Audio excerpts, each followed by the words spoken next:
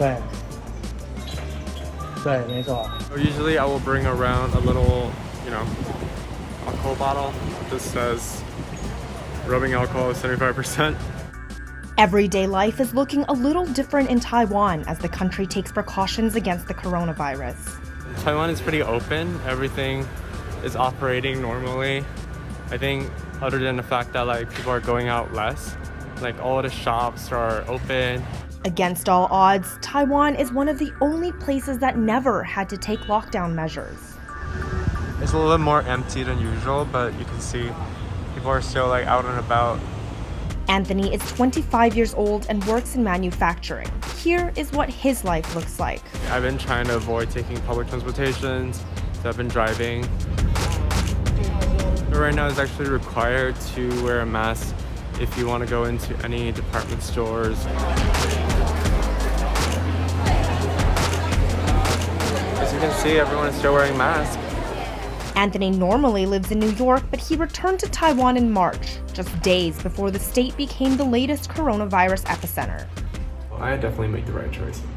Taiwan is only about 100 miles from mainland China, the first epicenter of the coronavirus. But its government was quick to react and shut down borders early, which meant returning to his family wasn't an easy process for Anthony.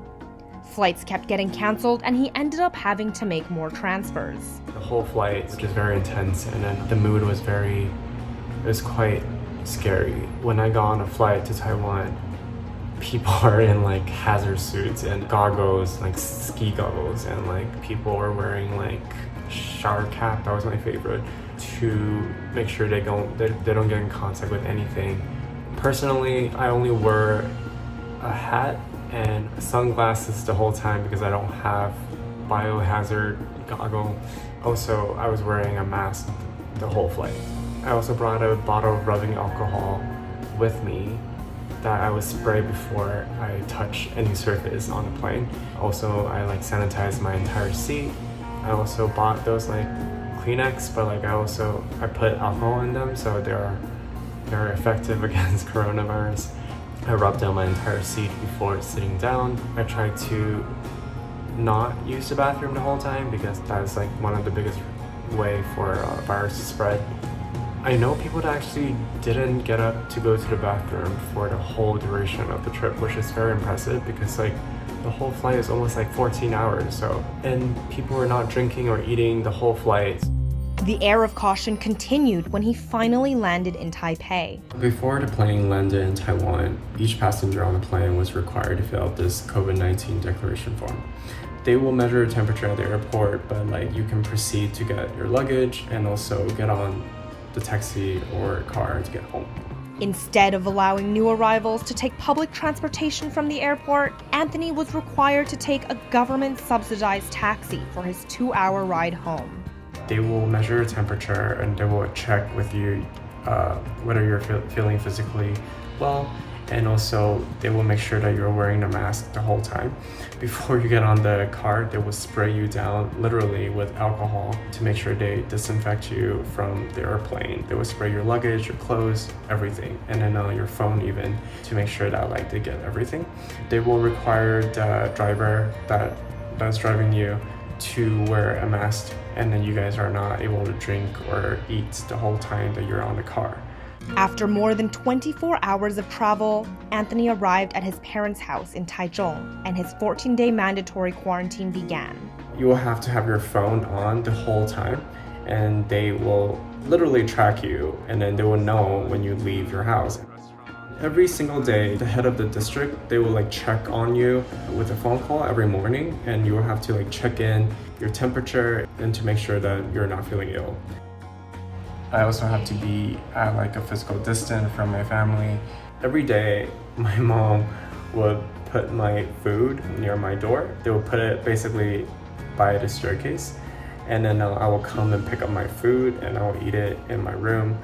And that was 3 meals a day and for 14 days. After each meal, I will use a hefty rubbing alcohol bottle to spray down all the dishes and also the table tray and also all my glasses. And they will refill my water for me with this little water bottle, and they will put it also by the staircase. During that time, he wasn't allowed to leave the designated area of his home at all. In the living room, if you can see that in the back. So I literally had like a movie night with my mom sitting here on the staircase while like watching a movie down there. Anyone who is caught leaving their home will be fined 1 million new Taiwan dollars, which is about 33,000 American dollars. And this quarantine is no joke. I really started breaking on like the 5th day. It definitely wasn't easy because I was going crazy. These measures may have protected Taiwan. The country has only seen around 400 confirmed cases and 7 deaths. In comparison, New York State, whose population is just a little smaller than Taiwan's, has seen more than 360,000 confirmed cases and 23,000 deaths. I was very fortunate that I was able to leave New York right before when the coronavirus got really bad.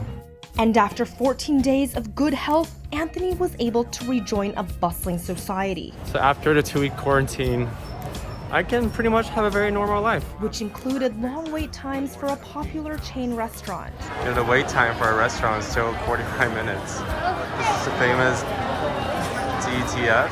As you can see, people are wearing masks. Each diner has to undergo a temperature check before they are seated. Alcohol and everything to make sure everything is clean.